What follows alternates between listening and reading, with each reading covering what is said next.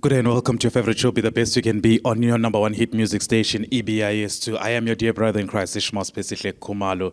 This is a time we gather together as young people to interact, equip each other, to help each other be the best version of what God has set out for us to accomplish here on earth. We are here, young person, to spur you on so that you may one day stand before God and hear the beautiful and well anticipated words, well done, good and faithful servant. And I must emphasize that those words don't come cheap. We have to end them whilst we are still here on earth. Well, young person at home, I bring you technical greetings from Pumuza Sitsebe and Lucky Dlamini. If you're listening to the show for the very first time, this is a youth show that seeks to empower, to minister hope, to encourage young people to be all that God has set out for them to be and to walk in distinct dominion and divine destiny as purposed by God. If that you find that to be a mouthful, let me put it this way. We exist as a show to make sure that you live by design and not by default. We want to make sure that you as a young person can be fulfilled in all that you do. You know, it's tragic, I keep saying it, that the grave is the richest place on earth because buried there are dreams and schools and all things that could have been but never materialized because people like you and me refuse to live out our purpose as designed by God. Anyway, I can say a mouthful. I'm a pastor after all. So I want to take time and welcome our guests today. And Erin, how are you doing? I'm doing great. How is life treating you in Eswatini?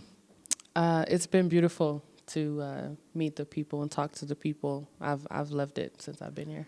Is this your first time here? Yes, it is. Do you feel like home? Parts of it, yeah.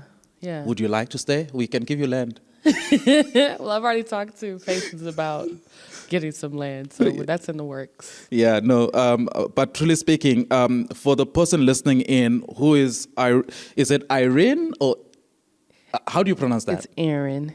Erin. Yeah. Okay, if I butcher your name, please forgive me. It's okay. Or rather, I'll call you Miss Parker. What brings you to Eswatini? And let's take it from there. Yeah, so going all the way back to when I was about 16, 17, I met Patience. At that time, she was in college with my sisters, and there was just like an immediate like sister bond where she was able to kind of speak life into me, in some ways be my support system, and just kind of redirect in an older sister manner, like how to be a young woman in a way, in tandem with the rest of the things that I was going through at the time. But we kept in touch from 16 to now 29.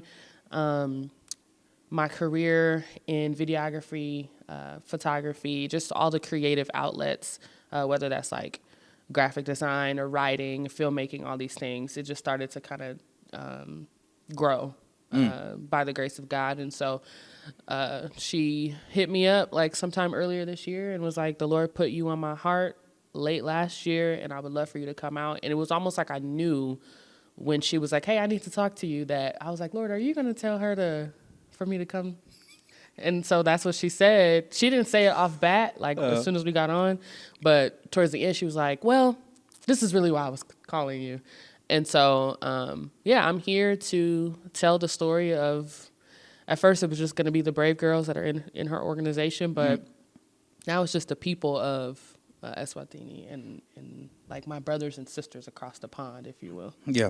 And for those who are listening in or watching us on YouTube, if you're wondering who Patience is, that's Patience Ngomalu, Mrs. Zoa, I call her Mrs. Z, the founder of the Brave Girl Initiative.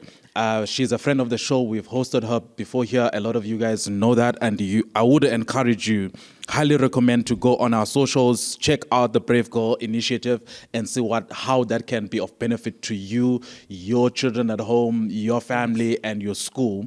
Because that's an incredible, incredible initiative that you should partner with as a school, as a church, or any organization at all. If you want to reach out to young people, especially girls in our community.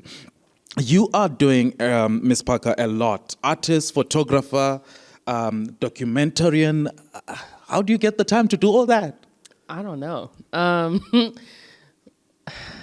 don't know. It's interesting trying to navigate the creative desire and interests in the skills that the Lord has given me, but also like using those for my purpose, which makes it feel like it's not work because I'm able to do what I love by passion, doing videography, telling stories. But I'm also here, and at night I have to open up my laptop and work, for my 9 to 5 in America. So I don't know. It's just like by day, I just enjoy being able to create whatever that looks like. And each day it's different. One day I might be singing at a show, like she said, singing background for someone, or leading worship on Sunday. And then on Monday I might be doing a video shoot or a photo shoot. And just being able to create something out of nothing makes it worthwhile. Before we go and elaborate on some of those things, whilst you are still in Eswatini, what do you seek to achieve? What's the goal? If there was one thing or one sentence that would describe what you want to achieve whilst you're still here, what would it be? I want everyone that I come in contact with, regardless of what I'm doing, to be impacted and to see God through their experience with me. To see God through that. To see, feel, experience, all of that. Someone would then say, but that comes with a lot of vulnerability. Aren't you afraid that your vulnerability will, and because as human beings, there's a level of brokenness in all of us. Yeah. Or don't you feel like maybe sometimes that will push people away, or you feel like that's when people will see God the most? It depends on the person. Like you said, some people can see it as vulnerability, and then some people can see it as that's too much. I don't want to have to deal with that. But I don't think that should, at this place in my life, especially sitting here talking to you, I have seen that through my vulnerability and through me sharing my heart and my purpose, that's when God is able to be glorified the most. So regardless of how people feel about what I'm doing it for them, but they may not be where they need to be in order to receive it yet. But that still shouldn't deter me from doing it. You keep emphasizing that you want God to be seen and glorified through your life. You want to be a vessel for God. But there are a lot of young people that are listening to us and saying, hey, I would be a willing vessel for God to use me when I'm old. Right now, I want to enjoy life. I want to be young. I'm 29. I want to just, be youthful. And then I'll see God in my 60s when I'm about to die. What do you say to that? That's a real thought. It's a real feeling. I wouldn't say you shouldn't feel that way. I would say, however, why can't you still live your life and through your story glorify God? Like we're not perfect. I don't make all the same or the right decisions all the time, but even through my mistakes and through the times that I have to repent and get it right, he's glorified through that because I'm submitting to him even through my mistake, if that makes sense. So it's not an allowance to just do whatever you want to do in a way, but at the same time we have freedom in Christ. So I would encourage them to read their word because I can't sum it up in 30 seconds, but yeah. What is it about the Brave Girls Initiative's vision that got you interested in partnering with them to even come here? You've traveled all the way from the USA to here. Somebody will be like, that's just too expensive. That's quite an investment. What is it about the vision that says, listen, I want to be part of this? Like I said at the beginning, like the impact that patience had on my life as a teen. So it was almost like, I'm going to take credit for a second, just for a second. It's almost like I was the first brave girl. So to know that, getting emotional. To know that there is that work that's being done even 12, 10, 13 years ago, why would I not want to be a part of that? And not jumping ahead, but why not do it? Why not me? And in a way to help not just her organization grow, but help these people that I'm interacting with. I do have something to share as well. And their story is valuable enough for me to want to share it with the people that, are in my community too. So it's like, even though you know, it was expensive, the trip, and, lodging and stuff like that. It still didn't make it that it wasn't worth the investment. So. Let's go back to, as you said, 10, 13 years ago. Describe that young Miss Parker that Miss Patience met then, and in a way that will help somebody today listening in Eswatini relate. Yeah. What was the need? Because somebody will say, hey, I want to be part of Brave Girl Initiative, but maybe I'm too broken or I'm too perfect or whatever the case may be. Describe to us who Miss Parker then was to need a patience in her life. So 16-year-old,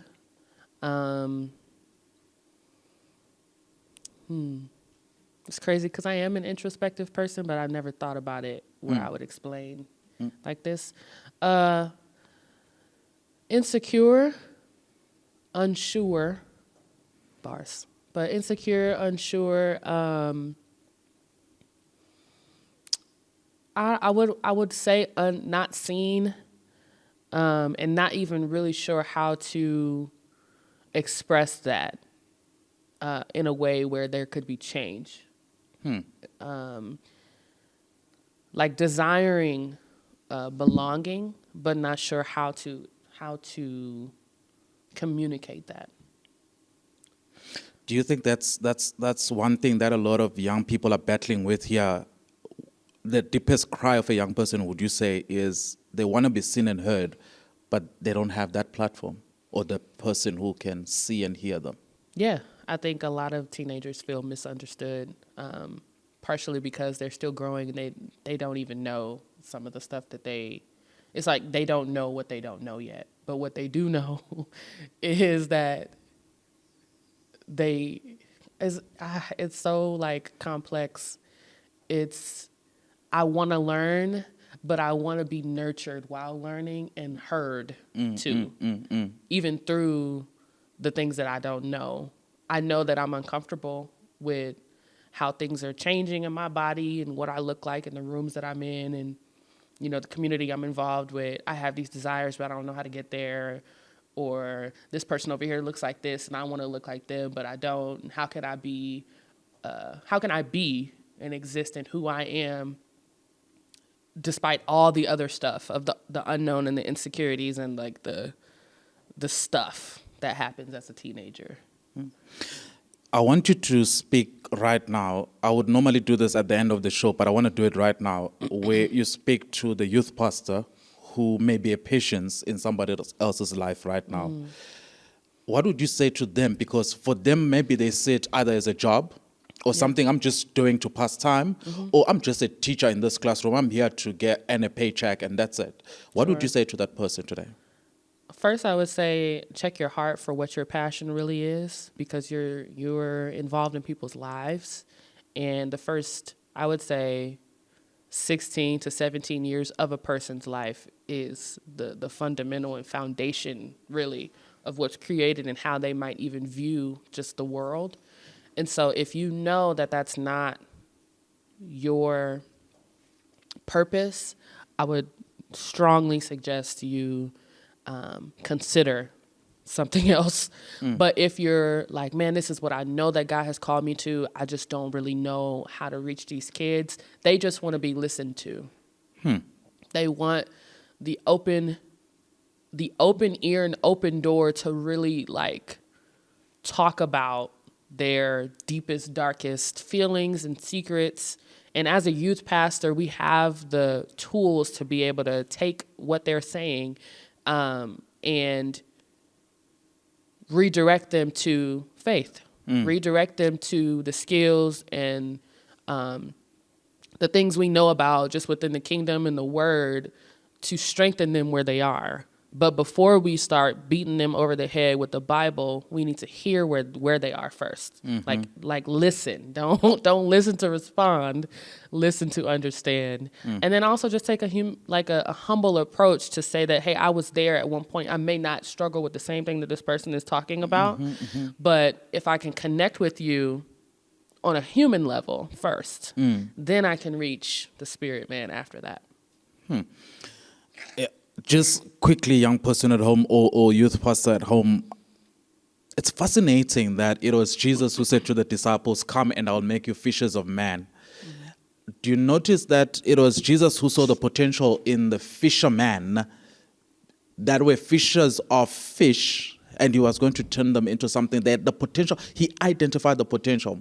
We are strategically placed in people's lives, not for the sake of just entertainment. Right. Lives are at stake, visions are at stake, potential is at stake. We, those who have been entrusted with the responsibility of leadership and influence over those people, need to take it seriously so that we can invest time, resources, and energy to see to it that that which God has deposited in those young people can manifest. But it takes vision even on your side as a leader to say, I'm not just a teacher here for academic purposes. I'm here on a divine assignment because all of us are on a mission to help people be closer to God, but also to live out their purpose here on earth.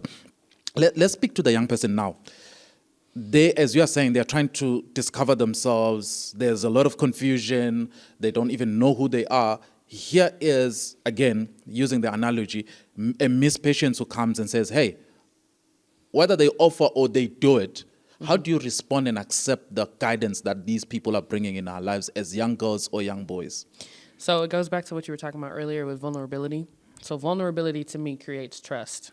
If I can share with you something that is super near and dear to my heart, and you either reciprocate that or you mirror it, then I'm more apt to do it again and again. And then the impact of you on my life or vice versa will be greater because there's a bond that's been created. So we as adults cannot expect just people in general, but especially kids and teenagers, to just take what we say firsthand if there's no relationship that's been created first.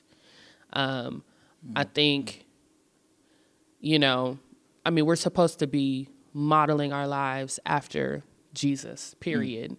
I cannot recall a time where he came into a space and completely tried to just insert his authority and be like, you need to do what I said because it's what I said. Like, no, the disciples that he created came and trusted him based on relationship and how he showed up and how he was able to be a confidant first and then the savior.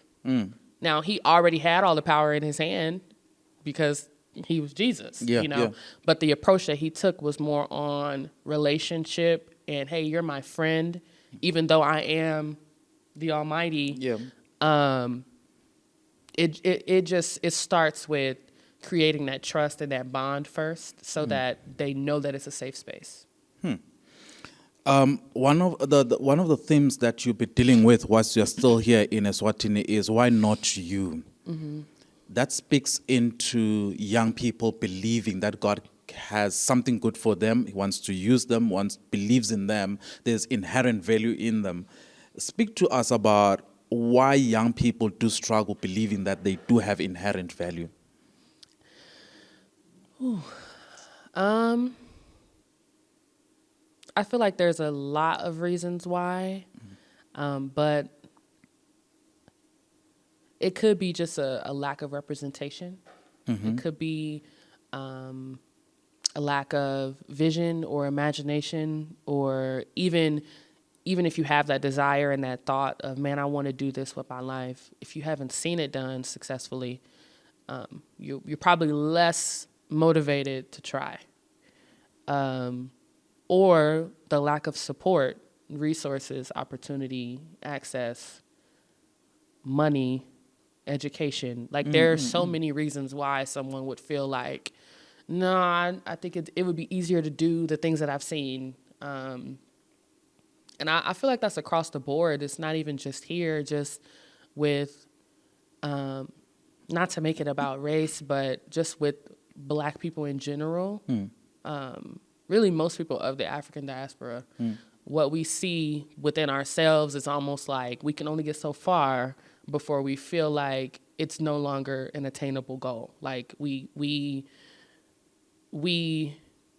can sometimes limit ourselves to what we've seen each other do, and feel like there is no room for growth. There is no room for anything else outside of what we've seen. In America, it's your typical, like, if you take a boy from a lower income area or the hood, he's trying to be a rapper, a basketball player, football player, or he's selling drugs because that's what he sees. However, if you take someone from the suburbs or a more affluent area, they're more apt to go into education and become, the doctors and the lawyers, or if you come from a creative background, you're more apt to go into something more liberal arts. And, it's all in your environment and what you see and what you feel you have access to. Speak to us then, yes, in line with that thought, what would be the role of the church in helping young people be exposed? Because, like in our cases, we have a lot of churches in rural areas with a lot of educated people, with a lot of people who are well-traveled, well-exposed. How can then the church use those resources to expose these young people to a world that they don't know? It's for them to even dream bigger. Well, that's a deep question. Oh, man. Ooh, I wish I had all the answers. I think it's just trying. Honestly, it's just trying, taking that step and doing it. Again, there's too many nuances to how, but if you have the people and you have the vision, I think it's Habakkuk 2:2. Write the vision and make it plain. And after that, giving it to God and allowing him to create that change. Like, for instance, I'm sitting here from the U.S. Patience made the connection years ago, and it was just a matter of her saying, okay, Lord, you gave me this vision for Brave Girl Initiative. You put this person on my heart to be the person to speak or come and do whatever. And then she called and did it.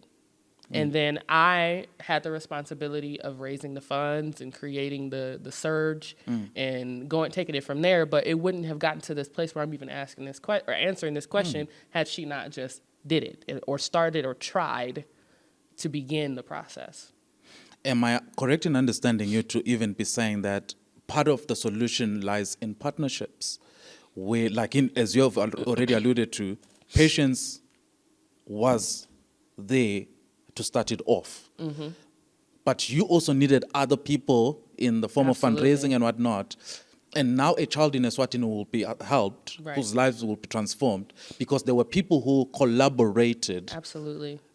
So the church, therefore, it's not all in our strength and in our immediate accessible resources. Some of them are out there. Absolutely. Yes. Because even in her asking me, like you said before, this trip was not cheap. But it was necessary for various reasons, but I couldn't have gotten here without her obedience to the Lord and then my community backing me and giving funds and praying. And, it's not just money that's needed. It is that support where I need some intercessors to pray. If I'm fearful of getting on this plane and being on this plane for 12 hours, you know what I'm saying? The mental stability and just comfort. Yeah. There's so many parts. That's why I was saying, there's so many nuances to it. But first, it begins with a belief that what God has called you to is what you were doing, and he's going to supply the need. But you have to step out and do it first, along with it being in tandem with other people in collaboration and partnerships and things like that. I want to continue talking about value, but I want to pause it just for a minute and go back to speak to us about the value of just having a relationship that will transform a life. You started off this conversation, if memory serves, by saying Miss Patience was just a friend to 16-year-old Miss Parker. And it was that friendship that turned into what it is now, where there's even an initiative that's touching lives globally. Right. Speak to us about the value of even just doing something as basic as opening your home to a young girl to just come and do life with you. Yeah. I mean, because in some instances, it could be the first time that she's ever felt warm. Not just, it could be warmth for a coat, figuratively, warmth within my heart because someone is accepting me and loving me. But your yes or your embrace could be the first time that person is feeling seen and heard and valued. So the impact, again, is not just what I can give you in terms of tangible, like, resources, but it's also how can I make you feel like I'm a part of something in that community, which then brings value to me. And now I can feel more secure in who I am because I'm accepted for who I am at the place that I am. Which I feel like is how God views us and how the Lord just, the change comes after the relationship, like I said, after there is that mutual bond, if you will, and trust that's created. And then I can lean into the change or the change that's affected on me after. So... Well, young person at home, you're still tuned into the English service of Radio Eswatini. This is your dear brother in Christ, Ishmael Khumalo, and your favorite show on radio, Be the Best You Can Be. We are in conversation today with Erin Parker, all the way from the United States of America, coming through to us thanks to the Brave Girl Initiative, an incredible initiative. I do encourage you, go to Facebook, to Instagram, check them out, partner with them, and see how your life can be impacted by them. Just one question that I want to clarify. How do I, as we talk about inherent value, how do I, as a young person, identify my inherent value? I'm worth fighting for, I'm worth investing in, but how do I get there? I can only do it from the lens of my faith. My value was already determined by my Creator. Because he paid the ultimate cost by dying on the cross for me. So there is no question of my inherent value or anything that anybody on earth could do, because I was created and brought here for a purpose. So just because I'm living and breathing and my God made it so, that gives me value and purpose alone, But if you want to look at it from a natural standpoint, think about all the lives that you will affect by you just walking into a room and smiling and radiating joy and beauty and happiness. Okay? Again, like I was talking about, let's say that your smile is the first smile someone has seen in a week, or your joke or your laughter is the first sense of joy that someone else is experiencing for the first time in a while. Pause, just a minute. Because often at times we think impact in terms of finances, big things, but you're bringing it so low, yet so critical to a smile. Yeah. Yeah. Just, you can touch and change a person's life. Absolutely. With a smile. Absolutely. And not to be spooky, but just scientifically, energy does transfer, right? And so if I'm coming in, let's just use the most generic example ever. When we go to the place to get our IDs or our passports or whatever, if that person has an attitude, which they typically do, if that person has attitude, it's going to affect your mood, because you may have been coming in cool, chill, just, even-spirited, but then you interact with someone that has a nasty attitude. Now I feel like I have to match your energy, right? Versus if I go to the grocery store and the person that's scanning my items is just super jovial and happy and excited, then that's going to make me probably more happy about having to go home and cook. It's just the small things that affect the rest of our day if we allow it to, and seeing that the intention should always be first to have peace within yourself and the peace of God that's with you at all times, but peace with God as well. As he is with you, if that makes sense. I'm seeing a quote here that says, your worth is inherent, not in question. How do I overcome self-doubt? It's a process. And I think, it's interesting that you asked that because I've talked to a lot of people being here, but I talked to patients' grandmother slash, we would call it a great aunt, but grandmother. And she was 89 or is 89 and was just talking about how she's still learning how to do things emotionally and regulate her emotions and not allow things to be, affect her and things like that. So I would even say that it is a lifelong process. That there are times when if you're feeling that insecurity, you may have to recognize that emotion, figure out where the source is coming from, and then doing the work within yourself to denounce those things or to reroute really your mental pathway, if you will, to landing in self-doubt. Because it starts with, there's a trigger that starts it. How can I sit in that emotion for a second? Okay, I'm recognizing that I'm feeling sad about something. What happened to cause me to feel that way? And then why do I feel that self-doubt is the path or the end result of this emotion? I think it takes a strong mental just stability to be able to do that and work on that. It's not something that happens overnight. Like I said, this 89-year-old elder was still voicing that, hey, Erin, I'm still learning how not to be irritated by people, or I'm still learning how to walk and live and sit in my womanness. And I have been on earth for almost 100 years. But I'm still learning. Exactly. So it's not anything that we're like, man, what can I do to arrive to this just superhero? Like, that's not, I hate to say it, but it's not realistic. It is when you take it moment by moment, experience by experience, I'm capturing this feeling, I'm going back to the source, and then what does God say about what I'm feeling? Let's talk about the work that you do. You're an artist, photographer. You also do documentaries. Let's start with the documentaries that you do. Is there any specific genre or specific line that you focus on, or if it piques your interest, you invest your time?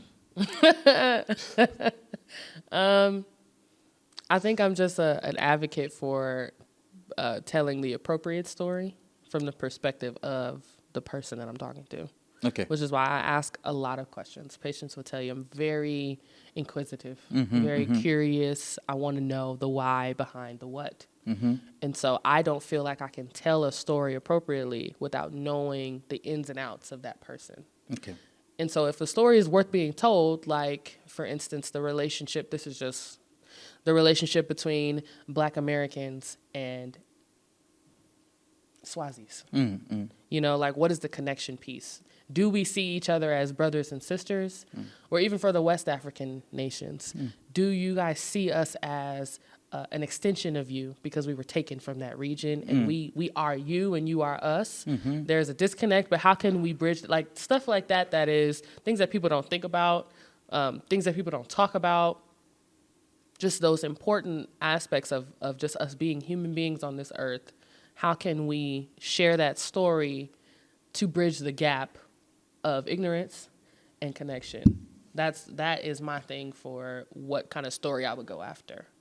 What's your biggest dream as far as that is concerned? What is the one story you would love to tell that seems so elusive at the moment? Wow, that's a good question. That's a question I would ask. Ooh.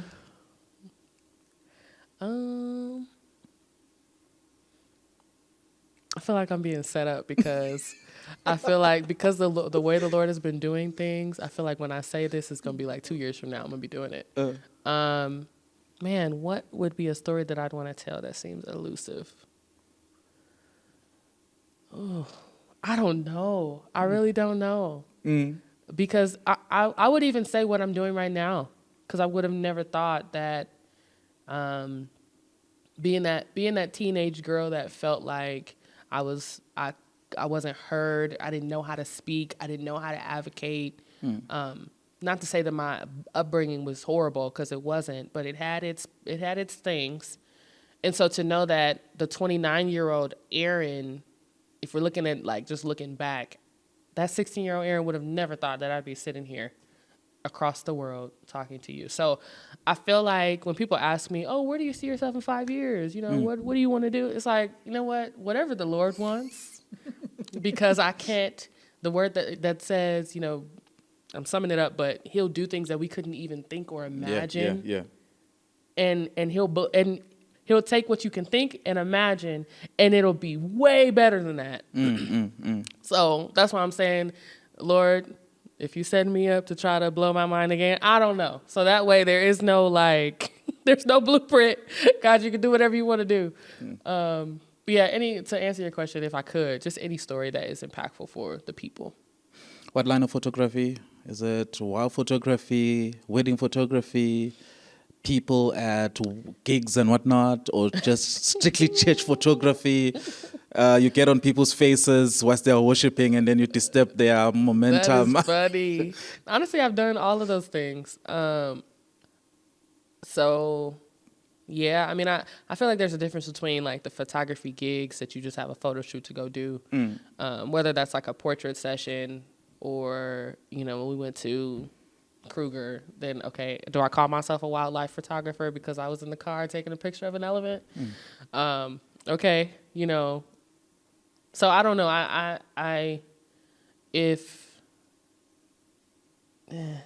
For gigs, it's different because it's not really like, it's like if the check is right, then okay, we can take the pictures. But I wouldn't like put myself in any like category. And am I right in assuming that all the photography, documentaries and all that, to some degree they pay? Okay, so speak to us then. There's a young person out there, maybe is in full-time employment or whatever, but they need to appreciate the value of multiple streams of income. Speak into that just for a minute. Yeah.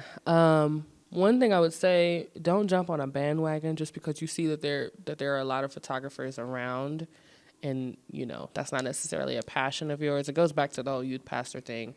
I think that people should be in line with what they're good at, but also what they're passionate about, and not something that they're going to pick up and then 3 years later throw away.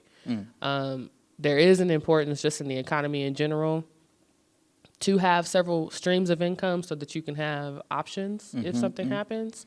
But also live a fulfilled life. Like maybe the job that you went to college for, sorry for the parents that are strict about this, but this is just how I feel.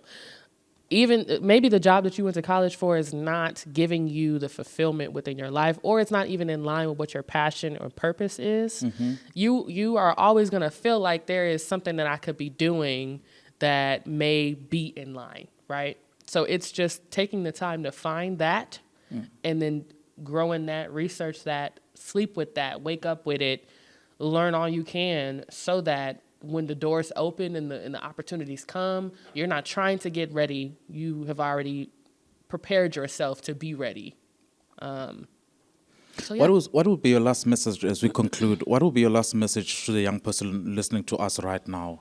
What would you want them to take away from this conversation? That even though they may not see the representation of what they want to become or what they've thought they could do,